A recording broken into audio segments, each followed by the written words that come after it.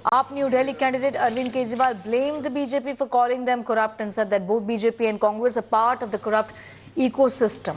Allegations like fast this election season. AAP MP Sanjay Singh said that BJP is settling in Rohingyas and Bangladeshis in the national capital. Home Minister Amit Shah must be held responsible for this. BJP has been quick to respond to the charges made by the Aam Aadmi Party and claimed that AAP is rattled by the BJP in Delhi and is making desperate statements to win these elections.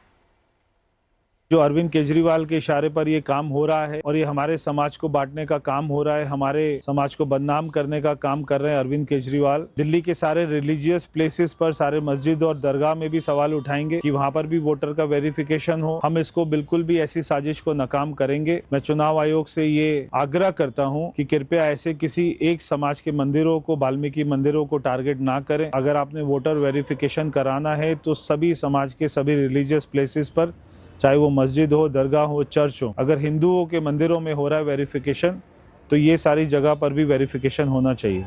24 दिसंबर 2024 को honourable Delhi high court ने एक आदेश जारी करा था, एक order जारी करा था, जिसके तहत उन्होंने डायरेक्शन दी थी कि दिल्ली की केजरीवाल जी की आम आदमी पार्टी की सरकार केंद्र सरकार के साथ एक MOU साइन करे 5 जनवरी तक।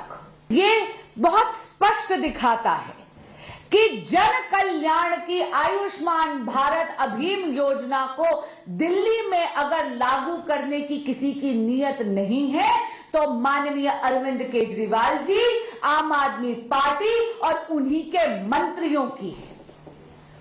MOU तैयार बैठा है, अगर आप साइन कर देंगे तो केंद्र सरकार से आपको 2406.77 करोड़ रुपया मिलेगा, यानी 2400 करोड़ रुपया मिलेगा दिल्ली में हेल्थ इंफ्रास्ट्रक्चर को और सुदृढ़ करने के लिए।